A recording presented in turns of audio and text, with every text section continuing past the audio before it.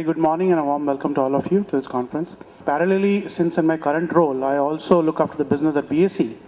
We also run a SME exchange, a small and medium enterprise exchange. As you all know, finally, when we make an entrepreneurial journey, what is the key thing? Key thing is obviously about passion in terms of delivering something, but along with that, you obviously need the money. And capital is one of the key factors of production which needs to get deployed. And as an exchange, as a neutral marketplace, primarily what we do is we are an infrastructure institution.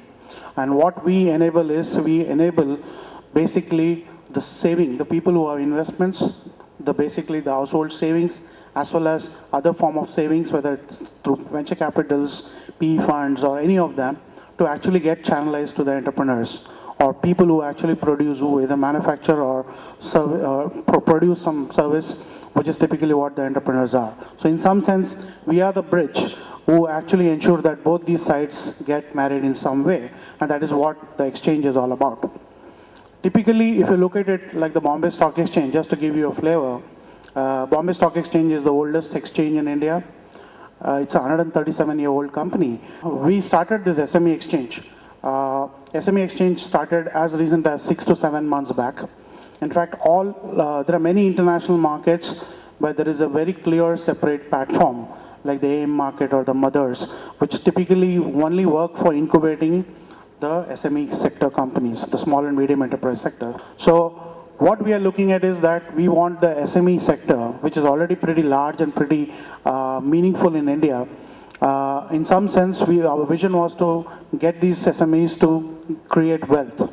Wealth for themselves as a promoter, as an entrepreneur, but also for those who invest in them, who believe in them, and who actually put in the money. In terms of the mission, our mission is very clear, to provide a very world-class platform for the SMEs and the investors to come together and raise equity capital. So it's a very simple mission statement which we have. BSE SME platform provides a great opportunity to the entrepreneurs to raise equity capital for the growth and expansion of SMEs. It also provides immense opportunity to the investors to identify and invest in good companies at early stage. It will help unleash the valuation of the company and in the process create wealth for all the stakeholders, including investors, besides considerable long-term capital gain tax benefits and facility to exit at any point of time. That's typically the reason why we think that SME exchange or the SME platform which we provide is probably now going to grow much faster than even the main board company. Because in some sense, those are the matured set, and this is basically just the start of a new journey. Incidentally, in the last 6 months of our existence, since we started this platform, already 11 companies have got listed on the SME space. And in fact, as I talk, I know that there are 3 companies which also already filed offers with us, and they are also in the process of going public. So in some sense, the growth momentum is kind of picking up on the SME side, and we think this is going to be one of the large blue oceans for the BSE itself in terms of the new exchange which we are creating out here. And what we also have built in as a key principle here, which is a little different from the main board companies, is that we have introduced the concept of a market maker.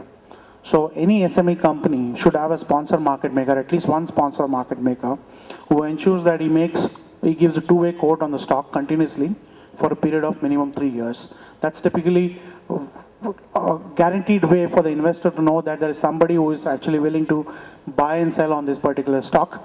So obviously they are going to get a guaranteed exit.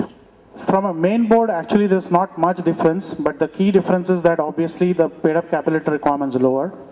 Second is, we are given certain concessions to the SME company. In terms of the listing agreement, for example, we have actually given them some lower thresholds compared to a main board company, because these are all seed funded companies and they're just pledging. So in some sense, we wanted to make it easier for them to access the market.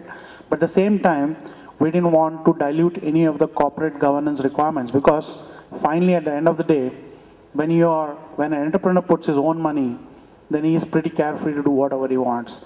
But when he is actually taking money from others, then there is a lot more responsibility on him to be more accountable to them in terms of producing better financial statements, timely financial statements, also keeping them in the loop in terms of whatever is happening on that particular company. And to that extent, we have come up with certain norms which are little concession, but I will say a little bit more easier for the entrepreneur. Like for example, a main board company is supposed to come up with quarterly financial statements.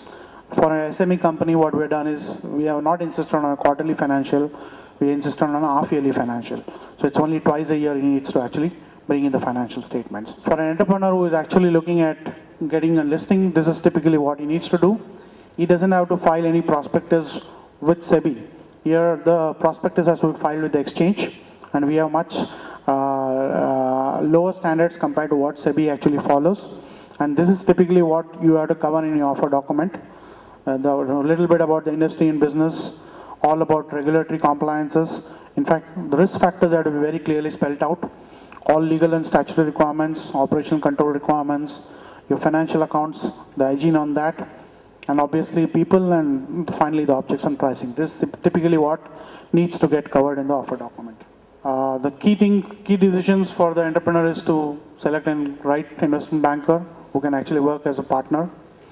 Similarly, he has to have registrars and transfer agents appointed, because if people are going to buy freely the shares, then obviously somebody needs to register it. And similarly, there are syndicate members and sub-syndicate members, which is something which the investment bankers will organize. These are nothing but brokers who actually distribute that particular issue to investors. Then obviously advertising agencies in terms of PR. And then you also need to have escrow bankers, because you got to put in a little bit of security deposit so that you can handle investor complaints.